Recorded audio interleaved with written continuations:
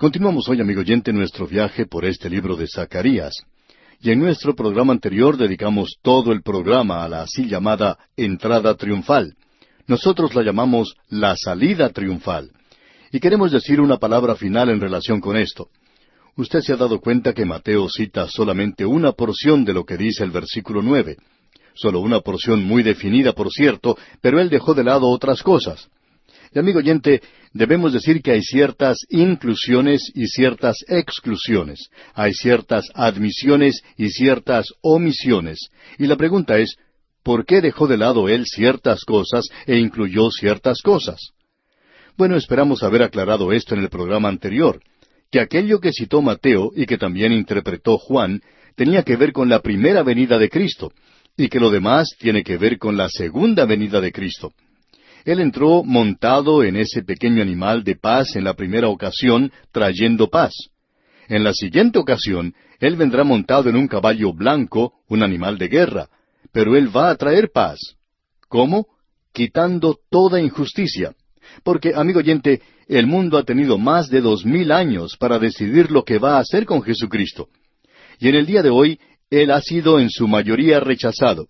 De modo que Dios va a presentar de una manera muy clara que el Hijo va a regresar esta vez para reinar, no para morir, no para redimir, sino para reinar. Y Dios va a colocarle a Él sobre el trono. Y eso es algo que estamos seguros era un enigma para Zacarías. Y aún hoy tiene perplejos a muchas personas.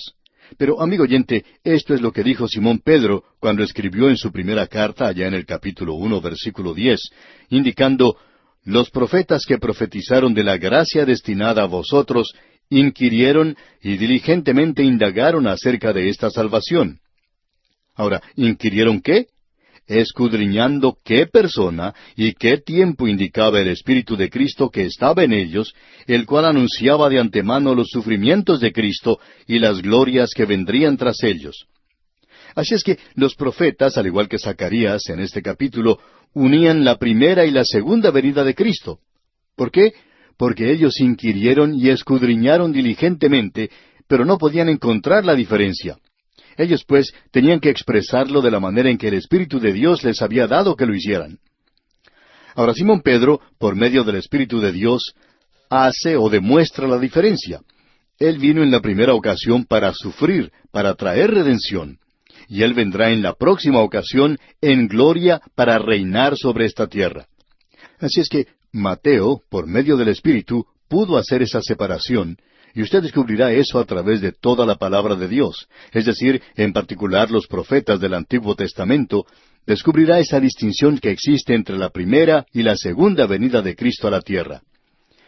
Vamos a dejar ahora este versículo 9 de Zacarías, capítulo 9, aunque este es, podríamos decir, la bisagra o articulación sobre la cual se abre y cierra la puerta de la interpretación alrededor de este gran versículo que tenemos aquí. Y sabemos que en este capítulo y en el que sigue, esto es completamente cierto. Pero vamos a dejar este versículo 9 y vamos a continuar con el versículo 10 que nos dice en su primera parte: y de Efraín destruiré los carros y los caballos de Jerusalén. Aquí se está hablando de caballos que representan la guerra. Y vamos a seguir leyendo hasta el versículo 13, y luego daremos la interpretación de lo que consideramos aquí. Los versículos 10 al 13 de este capítulo 9 de Zacarías dicen: y de Efraín destruiré los carros y los caballos de Jerusalén, y los arcos de guerra serán quebrados, y hablará paz a las naciones, y su señorío será de mar a mar, y desde el río hasta los fines de la tierra. Y tú también por la sangre de tu pacto serás salva. Yo he sacado tus presos de la cisterna en que no hay agua. Volveos a la fortaleza, oh prisioneros de esperanza. Hoy también os anuncio que os restauraré el doble. Porque he entesado para mí a Judá como arco, e hice a Efraín su flecha, y despertaré a tus hijos, oh Sión, contra tus hijos, oh Grecia, y te pondré como espada de valiente. Usted se ha dado cuenta que aquí se menciona a Efraín, y ese es el reino del norte y también el reino del sur.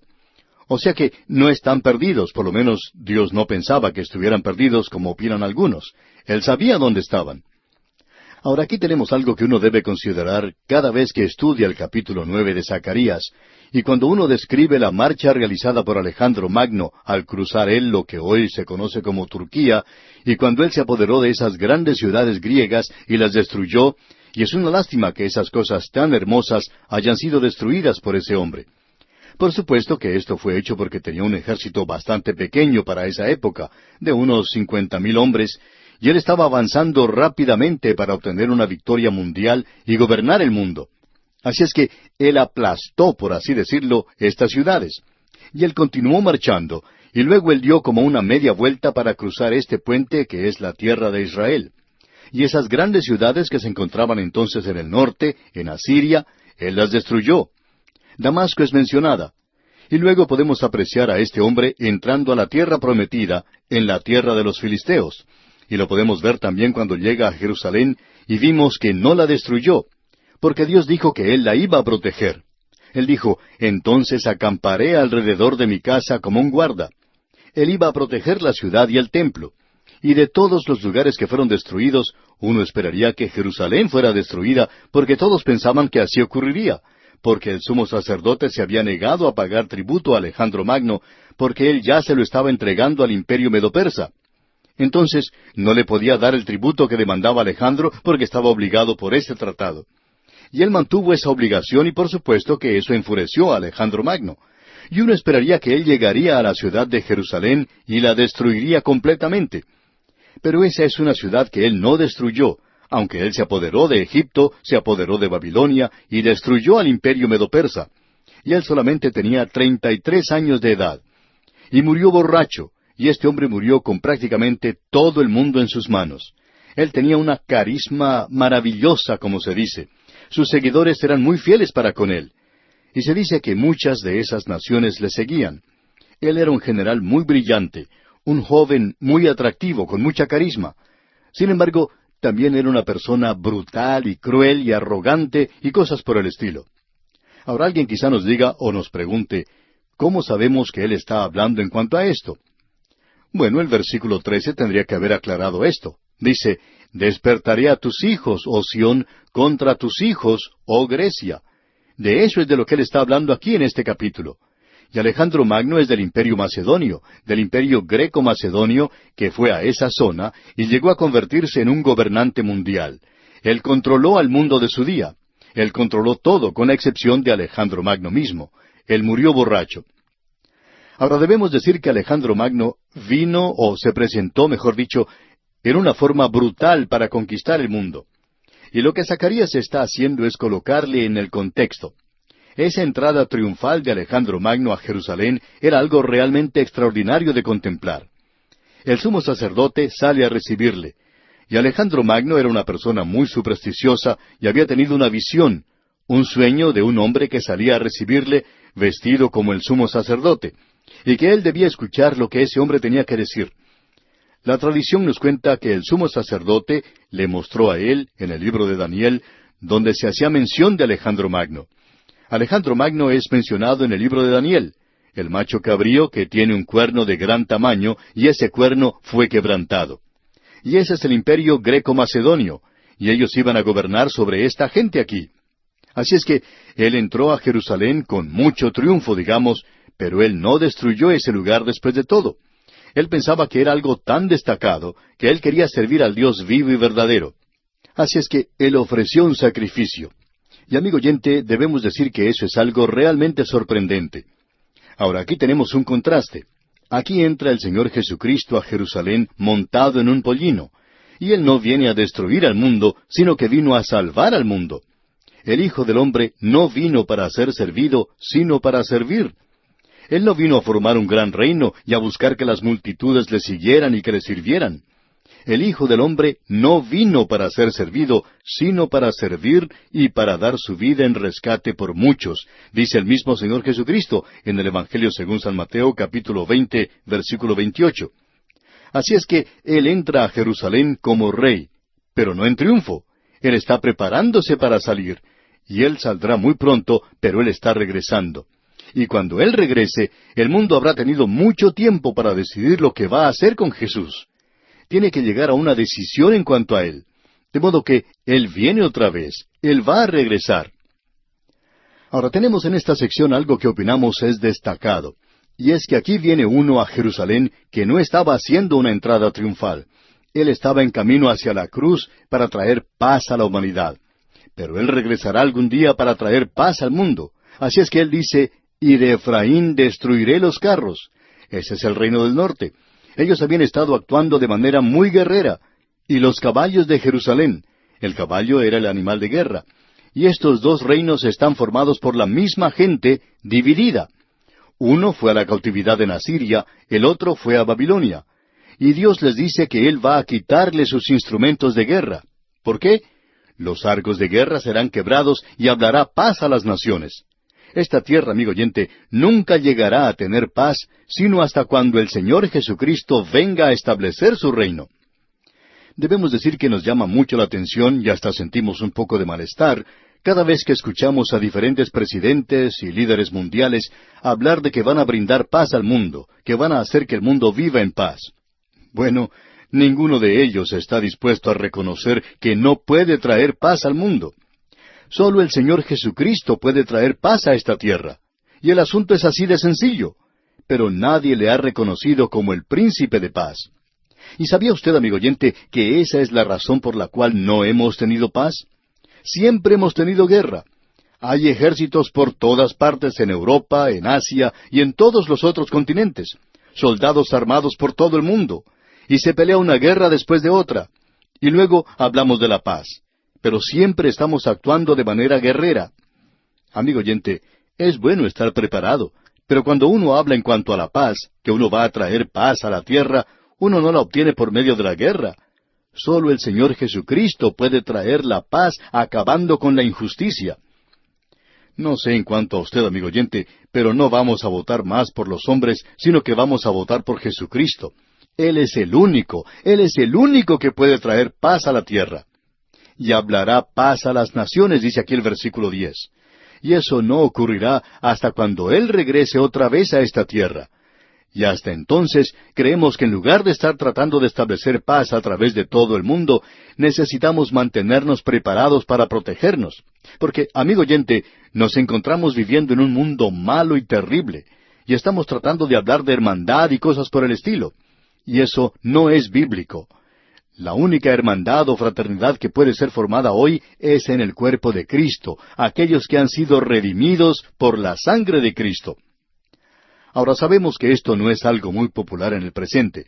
Sabemos que cuando los médicos nos dan medicinas y luego nos acuestan en la mesa de operaciones y nos cortan o quitan este pedazo aquí y allá, debemos reconocer que eso no es algo muy divertido. Pero este es el único camino por el cual la persona puede llegar a tener buena salud.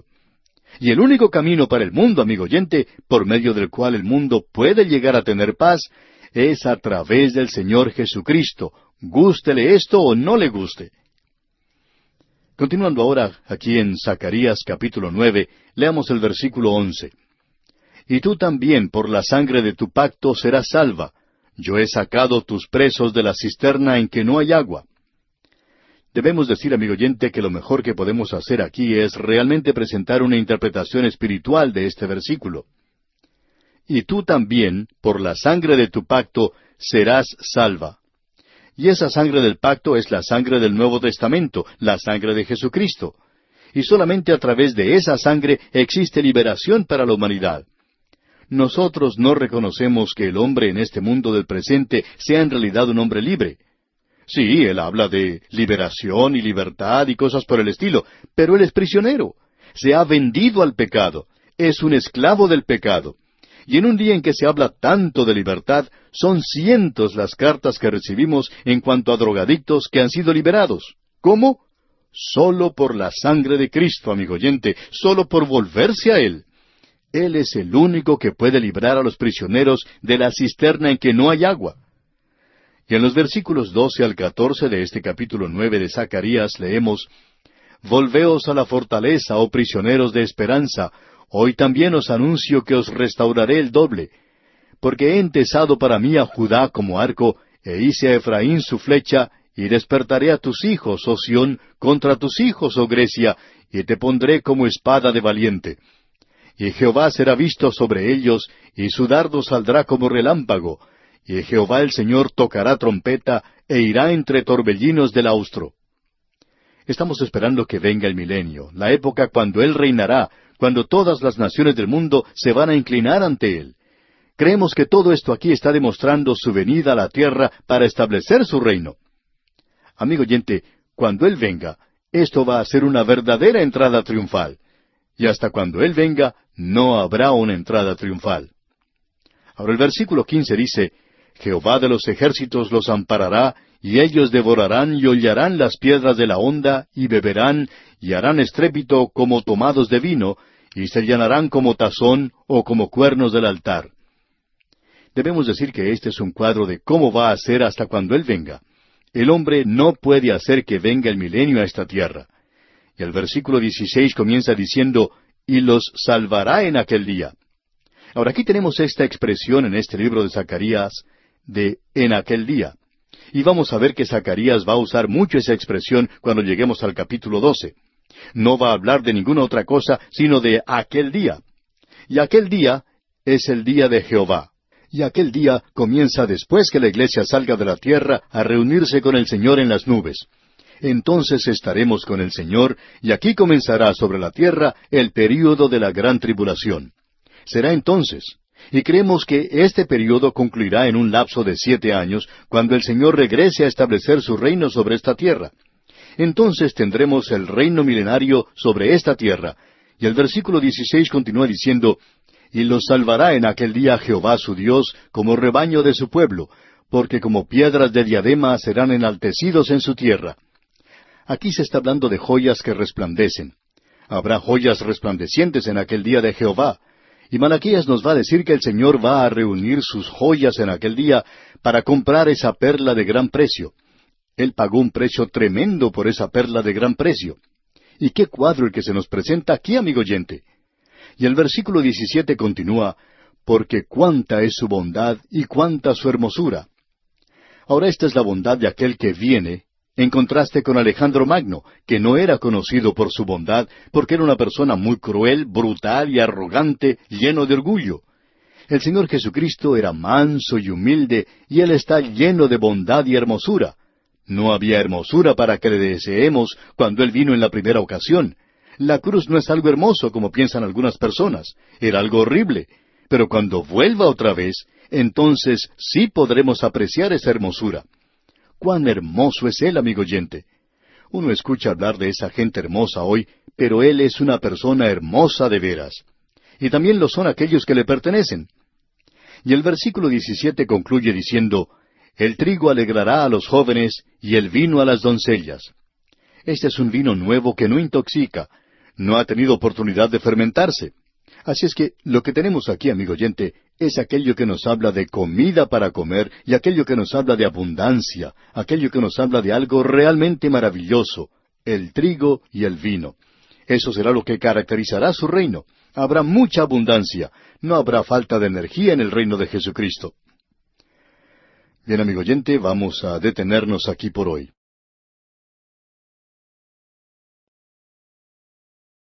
Continuamos hoy, amigo oyente, nuestro viaje por el libro de Zacarías y llegamos al capítulo 10. Hemos pasado bastante tiempo considerando el maravilloso capítulo 9 y debemos decir que hay algunos que opinan que el capítulo 10 es la continuación del capítulo 9. Creemos que es la creencia de algunos comentaristas bíblicos del presente, expositores muy buenos de la Biblia, como es el Dr. Merrill Unger, quien opina que el versículo 1 pertenece al capítulo 9. Y la razón por la cual mencionamos esto es que aceptamos esa opinión. Pero el resto del capítulo es algo separado y vamos a poder ver esto al continuar en nuestro estudio. En el capítulo 9, el profeta Zacarías está describiendo la liberación futura de los reinos del norte y el sur y cómo Dios va a utilizarlos en el futuro y que el milenio será establecido con esta gente que es en realidad los sacerdotes para las naciones gentiles del mundo. Ahora, el capítulo 10 lo hemos llamado Judá e Israel van a ser esparcidos nuevamente, pero finalmente serán reunidos. Ahora, el versículo 1, aunque pertenece al capítulo 9, a ese maravilloso y glorioso cuadro del milenio que vendrá sobre la tierra, nos dice, pedid a Jehová lluvia en la estación tardía. Jehová hará relámpagos y os dará lluvia abundante y hierba verde en el campo a cada uno. En primer lugar, debemos decir que cuando aquí dice lluvias, debemos interpretar eso como que significa exactamente lo que dice, lluvia. Está hablando de la lluvia literalmente. Porque usted se da cuenta, amigo oyente, que Dios le ha prometido a Israel, a su pueblo terrenal, bendiciones terrenales. Él le ha prometido a ellos algo que nunca le ha prometido a la iglesia. A nosotros se nos ha dicho que vamos a ser bendecidos con bendiciones espirituales. Ellos van a ser bendecidos con bendiciones físicas, con bendiciones que son temporales. Y naturalmente esto se realiza a través de las lluvias que caerían sobre esa tierra y que producirían cosechas buenas, ya que en aquel entonces esa tierra, como ya hemos visto, era como el jardín del Edén. Sin embargo, hoy es todo lo contrario. ¿Por qué? Porque ha caído el juicio sobre esa tierra, y ese juicio todavía no ha sido quitado. Ahora Dios dice que va a enviar la lluvia tardía. Descubrimos aquí entonces que cuando Él dice la lluvia tardía, eso significa la lluvia tardía. Y usted puede darse cuenta que Dios ha mencionado esto varias veces y que aquello que destaca el juicio es el evitar que llueva. Y eso es lo que ocurre con esa tierra en el presente. Creemos que el otro problema que tiene Israel junto con los árabes es el problema del agua, cómo obtener más agua. Ahora eso sería lo más fácil para ellos si se volvieran a Dios y luego experimentar, disfrutar de las bendiciones físicas que vendrán a través de la lluvia. Pero ellos no se han vuelto a Dios y las lluvias no han regresado. Algunos han expresado que las lluvias han vuelto a esa tierra, pero eso no ha sucedido. Sí, está lloviendo un poco más, pero en algunos lugares donde se ha sembrado muchos árboles, si uno los visita durante el verano, se da cuenta que todavía necesitan mucha lluvia, y es algo que se necesita urgentemente, amigo oyente, en ese lugar. No hay la irrigación suficiente allí. No pueden irrigar toda la tierra que necesita ser irrigada. Ahora esa lluvia tardía, o como se le ha llamado, la lluvia de primavera, ocurre en los meses de marzo y abril. Y se nos informa que ha regresado para un grupo limitado. Pero la lluvia que están recibiendo ni siquiera se aproxima a la cantidad de lluvia que se indicaría aquí. Porque Dios dice que Él va a enviar la lluvia en la estación tardía y que será una lluvia abundante y que habrá hierba verde en el campo para los animales. Habrá abundante lluvia para los árboles y para los sembrados y las plantas y para las frutas que a ellos les gustaría plantar. Ese es el cuadro que tenemos aquí. Y la interpretación de todo esto es que se refiere directamente a aquello que es físico. También creemos que tenemos aquí un símbolo de un refrescamiento o de un refrigerio espiritual. Así es como se utiliza en la profecía de Joel, por ejemplo, en el capítulo 2 y versículo 28, que ya hemos considerado y a lo cual no vamos a regresar. Y aquí también tiene relación a eso. Lo que la lluvia física hace por la tierra, bueno, sucede lo mismo con la lluvia espiritual, el Espíritu de Dios sobre esta gente. Y la profecía de Joel y esta profecía que tenemos aquí en Zacarías tienen una referencia muy directa hacia el milenio, a ese periodo que se está aproximando. Y entonces habrá un derramamiento del Espíritu de Dios en aquel día. Y así es que tenemos aquí un significado doble. Luego, cuando uno llega al versículo 2, notamos que debe haber un juicio de aquello que estaba malo o equivocado en los reinos del norte y del sur. Y Dios les va a fortalecer para los días postreros, y Él les va a llevar al milenio. Pero hay ciertas cosas que están completamente equivocadas en su medio, y esto es destacado aquí para nosotros en los versículos 2 y 3 de este capítulo 10 de Zacarías, donde leemos: «Porque los terafines han dado vanos oráculos, y los adivinos han visto mentira, han hablado sueños vanos, y vano es su consuelo. Por lo cual el pueblo vaga como ovejas, y sufre porque no tiene pastor. Contra los pastores se ha encendido mi enojo, y castigaré a los jefes. Pero Jehová de los ejércitos visitará su rebaño, la casa de Judá, y los pondrá como su caballo de honor en la guerra». Tenemos presentado ante nosotros aquí aquello que estaba causando problemas en la nación. Eso es lo que se nos dice aquí. Y se nos dice que esto es por los ídolos. La palabra que se utiliza aquí es terafines. Porque los terafines han dado vanos oráculos, y los adivinos han visto mentira, han hablado sueños vanos, y vano es su consuelo. En realidad, no tiene ningún consuelo que dar. parecería que lo estuvieran haciendo, pero no lo tienen. Uno de los grandes pecados de Israel era esa dependencia antigua de los ídolos y los adivinos. Y la palabra de Dios tiene mucho que decir en cuanto a esto. Ahora, aquí está hablando de estos ídolos. Terafines eran pequeñas divinidades caseras relacionadas con el oráculo. De ellas se habla en otros lugares en las Escrituras. Queremos ver lo que nos dice, por ejemplo, el capítulo 21 de Ezequiel y el versículo 21. Dice: «Porque el rey de Babilonia se ha detenido en una encrucijada al principio de los dos caminos para usar de adivinación, ha sacudido las saetas, consultó a sus ídolos, miró el hígado». Muy bien, como podemos ver, esta cita es de suma ayuda para nuestro estudio. El doctor Merrill Unger, que es un erudito en el idioma hebreo, y ha escrito varios libros hablando de los demonios y de aquello que es satánico, aquello que está presente en nuestros días y que también existía en el pasado. Bueno, nos sentimos con una gran deuda hacia él por esta información, que la arqueología moderna nos ha dado algunas nuevas informaciones en cuanto a los terafines. Hay un lugar antiguo cerca de la ciudad de Nínive llamado Nooso, del cual nunca habíamos oído hablar antes. No es tan conocido como la capital de algunas de nuestras naciones, un lugar llamado Nooso. Y está cerca de un lugar llamado Kirka. Y eso no nos ayuda mucho tampoco porque no sabemos dónde está Kirka. Pero lo importante de todo esto es que en las excavaciones hechas en el año 1925 hasta 1941, han encontrado tabletas que ilustran las costumbres que tenían lugar hasta en la época de los patriarcas. Usted recordará que cuando Jacob tomó a sus dos esposas, Lea y Raquel, y dejó a su tío Labán, porque Jacob había tenido problemas con Labán, como bien sabemos, así es que él estaba muy contento de salir de allí. Y Raquel, usted recordará, llevó el terafín. Eso se menciona allá en Génesis capítulo 31, versículo 34. Y demuestra que esta información que ahora ha sido descubierta indicaba que la posesión de estos dioses caseros implicaba el liderazgo de la familia. O sea que cuando ella robó esos dioses y luego se sentó sobre ellos, sobre esos ídolos, y dijo que ella estaba con la costumbre de las mujeres y no podía levantarse, bueno, en realidad estaba tapando o cubriendo muchas cosas. Y todos estos dioses caseros indicaban que Jacob iba a heredar todo lo que Labán tenía. Y amigo oyente, Jacob era una persona muy inteligente, por cierto. Ahora, el hecho de que Raquel robara eso era un asunto muy serio. Y esa era la razón por la cual Labán estaba tan enojado sobre este asunto. Y él, por cierto, que no quería que Jacob heredara todo lo que él tenía. Él pensaba que ya se estaba llevando más de lo que tendría que haberse llevado. Ahora, el terafín era usado por los adivinadores, y se nos dice aquí que los adivinadores habían visto mentira. El método que ellos utilizaban era un método muy pagano. La adivinación es algo oculto, es una imitación pagana de la profecía bíblica.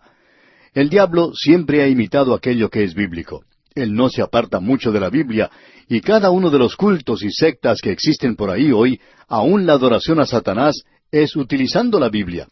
Por cierto que hacen esto. Ese es el método del diablo. En aquel día, él imitaba la profecía bíblica a través de la adivinación. La palabra que se utiliza para adivinación indica el cortar o dividir, y tiene que ver con el tomar un sacrificio, cortarlo, abrirlo y mirar en las entrañas.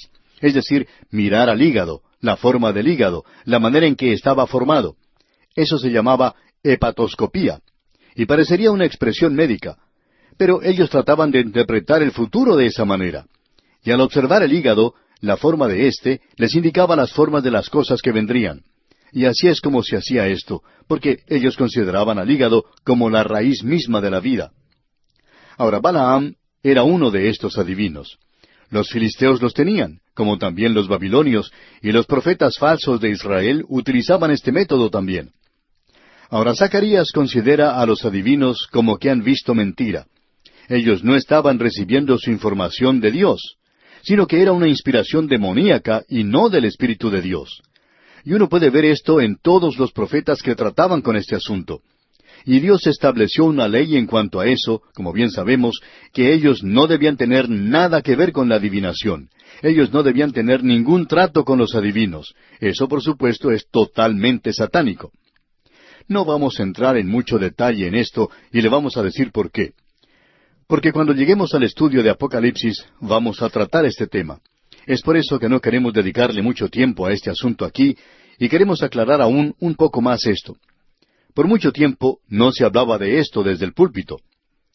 El autor de estos estudios bíblicos, el Dr. J. Vernon McGee, contaba que en cierta ocasión él había presentado una serie de mensajes en su iglesia y que cada domingo había como 3,000 personas presentes que venían a escucharle hablar sobre el tema de los demonios.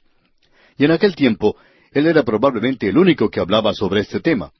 Y algunos amigos le tomaban el pelo por esto, diciendo que él usaba cualquier método con tal de conseguir que la gente viniera a escucharle.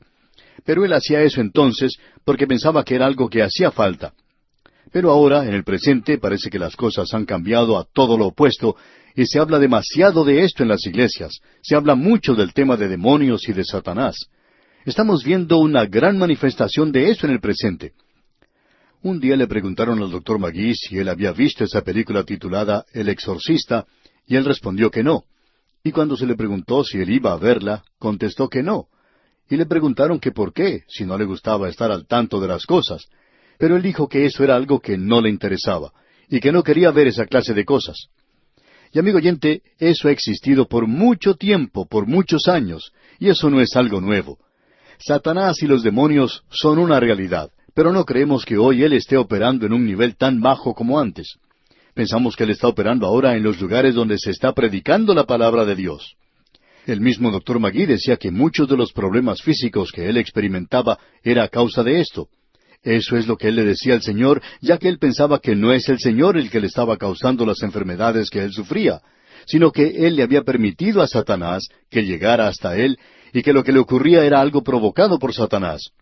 Él pensaba que Satanás quería ver que se detuviera esta enseñanza de la palabra de Dios. Y naturalmente este es el lugar donde él tenía que obrar. No nos sorprende, pues, que muchas de las así llamadas iglesias bíblicas se hayan apartado por una avenida egoísta en el presente, y hoy están presentando un programa o alguna otra cosa que hace que se acerquen las multitudes para ver qué puede ser nuevo o novedoso. Amigo oyente, lo único que Dios honrará permanentemente es su palabra. Y nosotros hemos tratado honestamente en estos días de mantener nuestros ojos en la persona de Jesucristo. Esa es la respuesta para todas esas cosas falsas del presente. Pensamos que el diablo tratará de engañarle, y amigo oyente, él probablemente quiere destruir la reputación de la mayoría. Y esa es la razón por la cual necesitamos la protección de Dios, y hoy necesitamos la protección de Dios como nunca antes. Así es que necesitamos mantener nuestros ojos, nuestra mirada en el Señor Jesucristo. Esa es la razón por la cual debemos mantener nuestra atención fija en Él, porque si uno se mantiene cerca de Él, usted va a estar mucho más lejos de los diablos y los demonios. De eso estamos seguros. Y todo eso que se dice hoy de expulsar a los demonios en la iglesia, creemos que sería mejor que en lugar de hacer eso, debiéramos acercarnos más a Cristo. Eso es lo importante. Usted recordará una parábola que contó el Señor Jesucristo en cuanto a un hombre que había tenido un demonio. Y ese demonio salió del hombre. Entonces el hombre barre y adorna bien la casa de donde había salido el demonio, pero él no tenía nada con qué llenar ese lugar vacío. Así es que ese demonio se cansó de andar de un lugar a otro y se acordó de ese hombre y regresó. Y pensaba que era algo fácil de conquistar. Así es que ese demonio trajo consigo algunos amigos, otros demonios, y la condición de ese hombre, dice el Señor, después fue peor que lo que había sido anteriormente. Así es que, amigo oyente, al expulsar demonios, es mejor que tenga alguien que ocupe ese apartamento, porque los demonios tienen muchos amigos y los van a traer junto con ellos de regreso, y volverán a vivir allí. De modo que tenemos aquí una profecía muy destacada. Porque los terafines han dado vanos oráculos, han mentido, siempre lo han hecho, y los adivinos han visto mentira. Y estos son aquellos que siempre han utilizado esto. Ellos son los que han contado sueños falsos, sueños que nunca han tenido. Vano es su consuelo, por lo cual el pueblo vaga como ovejas y sufre porque no tiene pastor. No había un verdadero pastor que guiara al pueblo. Y en el día de hoy, amigo oyente, la gran necesidad de la iglesia no es el de más programas juveniles o nuevos métodos o diferentes artefactos. Lo que necesitamos hoy son pastores que puedan alimentar a las ovejas con la palabra de Dios. Eso es lo importante en esta hora. Es lo único que puede librarle a uno. Bien, amigo oyente, vamos a detenernos aquí por hoy.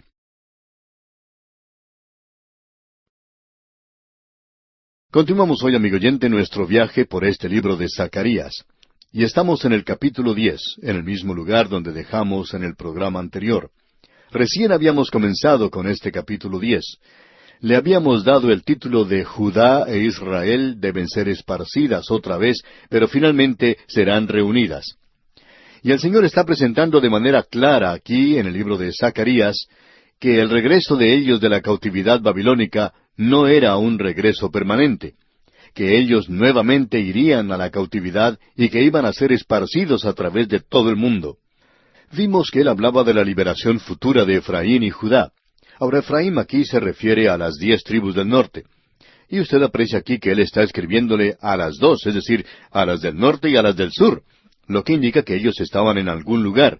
Evidentemente, Zacarías y el Señor sabían dónde estaban las así llamadas 10 tribus perdidas, lo que quiere decir que nunca habían estado perdidas y que no se habían mezclado con las naciones de Gran Bretaña o de Estados Unidos, como algunos pretenden indicar, sino que están esparcidas en realidad a través de todo el mundo en el presente. Vimos que lo que había ocurrido con esta gente es que Él les había enviado a la cautividad y que les enviaría a la cautividad otra vez, que ellos iban a rechazar a los mensajeros de Dios y al mensaje de Dios. Ellos no le iban a obedecer ni a escucharle. Y como resultado, ellos se iban a entregar a toda clase de cosas satánicas, aquello que es demoníaco. Y hablamos de eso en el programa anterior y no vamos a entrar en esto nuevamente. Cuando lleguemos al libro de Apocalipsis, vamos a tratar con este tema. Ahora estamos viviendo en días cuando se puede ver una manifestación nueva del poder demoníaco. Hay muchas personas que hoy están juzgando estas organizaciones, estos individuos, por el éxito aparente que están teniendo. Nunca se les ha ocurrido que deben probar los espíritus para ver si son de Dios, porque en el mundo hoy se encuentra el espíritu del anticristo, y eso por supuesto es satánico. Uno muchas veces recibe por medio del correo correspondencia, donde se envía información en cuanto a estos cultos y sectas. Estos grupos tienen unas interpretaciones muy raras en cuanto a la palabra de Dios. Son interpretaciones bastante extrañas en cuanto a lo que dice la palabra de Dios. Cada uno de estos grupos utiliza la Biblia. Por supuesto que cuando uno recibe informaciones de esta clase, lo primero que debe hacer es arrojarlo a la basura. Y hay personas que nos envían libros que tratan de estos temas y debemos informarles que ellos están perdiendo el tiempo porque nosotros somos personas muy dogmáticas, personas que no aceptamos esa clase de cosas. Ni siquiera dedicamos el tiempo a leerlas y menos aún a considerar lo que dice. Y muchas de estas comunicaciones tienen como 20 páginas de largo. Pues nosotros no vamos a dedicar el tiempo para leerlas porque es casi imposible hacerlo. Y todas son interpretaciones raras y equivocadas. En una de esas comunicaciones se hace una invitación para escuchar a cierto hombre que va a hablar en cuanto a señales que vienen del espacio exterior. ¿Es inminente una invasión de objetos no identificados? Es decir, que esta gente utiliza cosas que asustan a la gente, de si somos o seremos invadidos por hombres pequeñitos del espacio exterior que van a venir a la tierra y se van a apoderar de ella. Amigo oyente, hay muchas personas que son engañadas con cosas así como estas. Hay muchos que fueron a ver esa película del exorcista. Muchos fueron a ver eso y decían que esa película produjo pingües ganancias a sus productores. Y no es otra cosa sino una película de horror. No la hemos visto, solamente hemos oído algo de información en cuanto a ella, y no es otra cosa sino una película de terror. Y fue producida por personas que no creen en Dios ni en un Salvador personal. Pero aparentemente creen que hay un espíritu del mal en el mundo y un espíritu del bien que se encuentra en el mundo también. Eso por supuesto es cierto, pero este es un punto de vista muy efímero y etéreo. No es algo que tenga sustancia. Y en el día de hoy existe esa tendencia de ir a buscar aquello que es oculto de la misma manera que lo hizo Israel.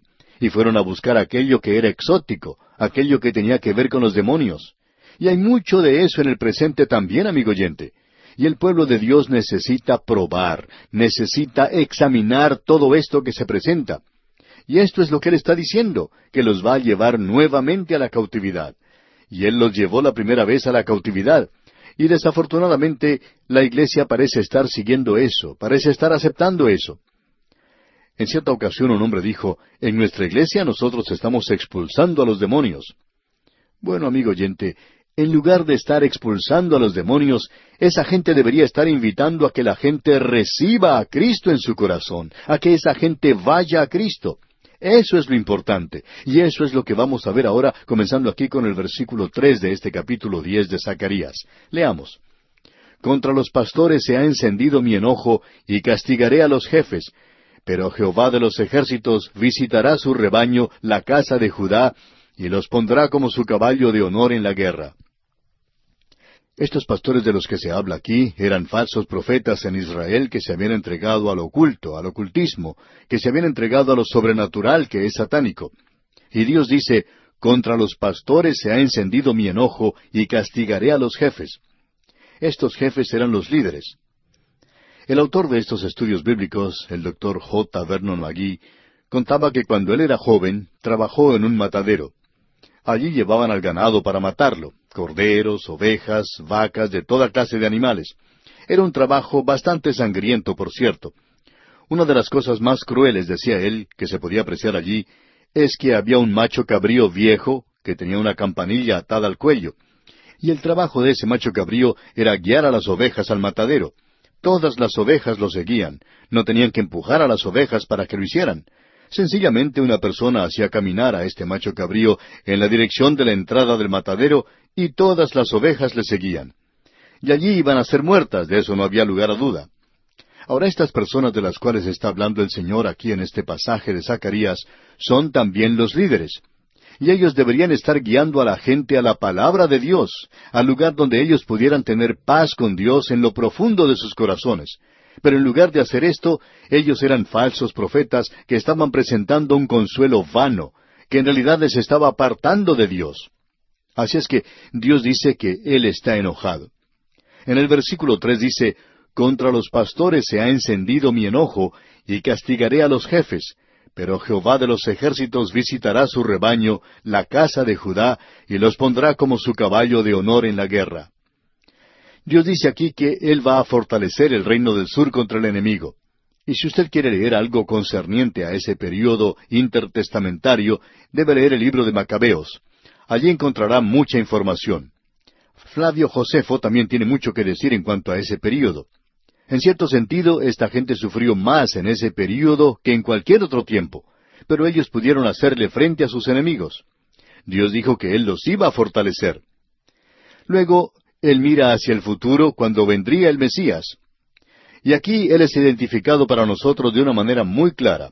Dice el versículo 4 de este capítulo 10 de Zacarías, de Él saldrá la piedra angular, de Él la clavija, de Él el arco de guerra, de Él también todo apremiador. De Él saldrá. ¿De quién? Es de aquel que vendrá, y el tiempo es futuro.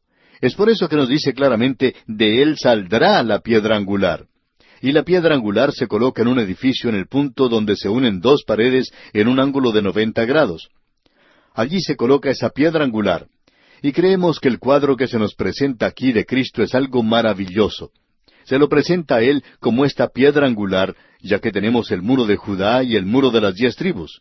Y el mensaje que tenemos es que Él será esa piedra angular que unirá y juntará a todas estas tribus otra vez.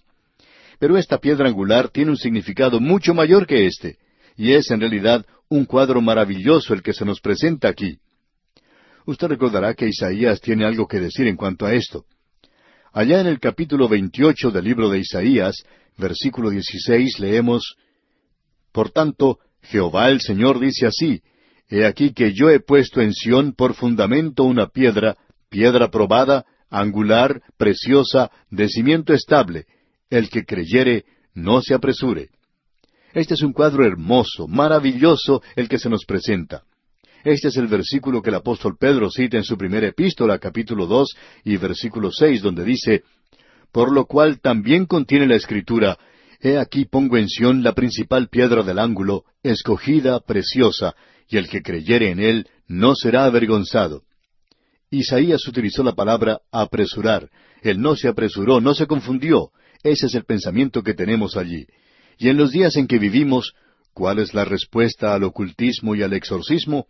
Como alguien nos dijo, bueno, ustedes hablan en cuanto al exorcista, y aparentemente no creen que los creyentes deberían ir a ver esa película. Bueno, pensamos que no deberían hacerlo, que no deberían verla. Y ese es nuestro juicio nada más. Quizá nosotros somos un poco chapados a la antigua, pero nos sentimos muy cómodos en esa posición, amigo oyente. No creemos que los creyentes deben meterse a jugar o a tratar con cosas del oculto. Creemos que nunca deberían meterse con eso de ninguna manera. Ahora, ¿qué es lo que debemos hacer? Bueno, si usted permanece cerca de la palabra de Dios, usted va a permanecer cerca de la persona de Jesucristo. Porque, amigo oyente, Él inmediatamente después de eso habla de aquello que es extraño, que trata con lo sobrenatural, pero que es demoníaco. Ahora, no estamos poniendo en duda hoy el hecho de que no hay poder en todo este asunto falso. Y no deberíamos decir todo esto, sino deberíamos estimar que el 80 o 90% de esto es falso. Pero ¿qué podemos decir del otro 10%? Allí es donde está el problema, porque probablemente es demoníaco. Ahora, a los griegos en aquellos días se les consideraba muy inteligentes. Sin embargo, hacían viajes constantemente a Delfi y allí observaban en una cueva cómo caían las hojas. Y las interpretaciones que daban a eso los sacerdotes, pues provocaban que un ejército saliera a la mar o que se quitara a la persona que ocupaba el trono. Eso cambiaba el curso de la historia. Ahora alguien quizá diga, bueno, los griegos eran un pueblo muy inteligente.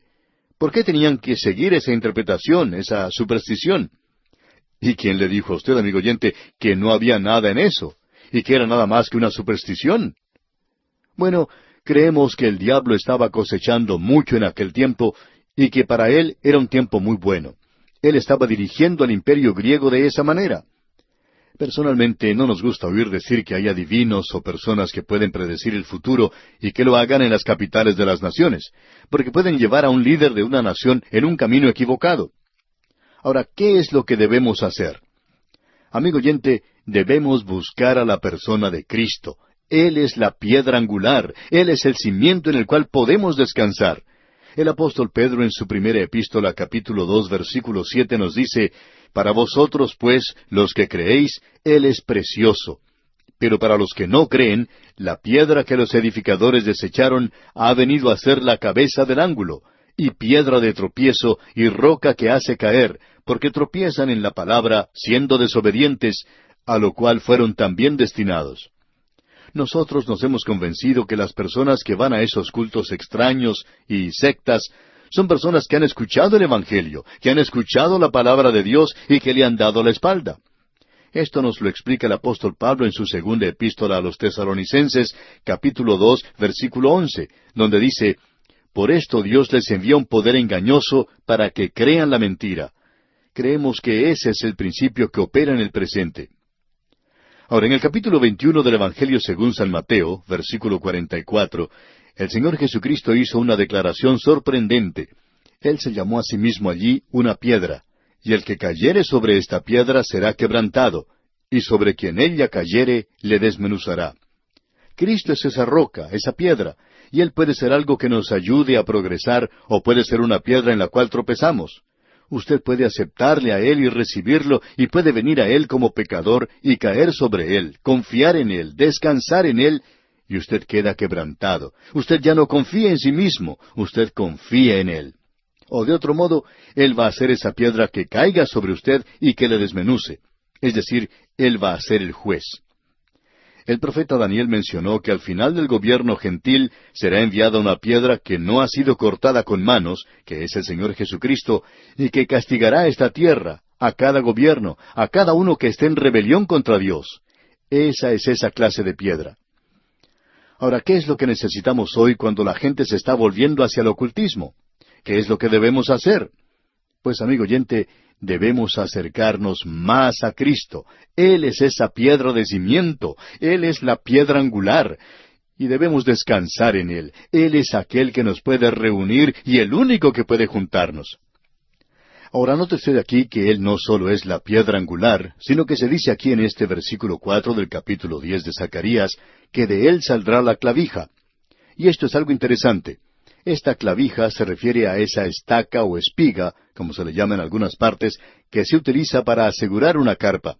Esta clavija ayudaba para que esa carpa colocada en el desierto no fuera derribada por el viento. Israel utilizaba esto para que el tabernáculo no fuera derribado por el viento. Así es que debían utilizar estas clavijas. y esas clavijas debían ser introducidas muy profundamente en la arena del desierto para poder mantener esas carpas en pie. Y Cristo es llamado aquí la clavija, y vemos que esto es utilizado en varios pasajes de la palabra de Dios.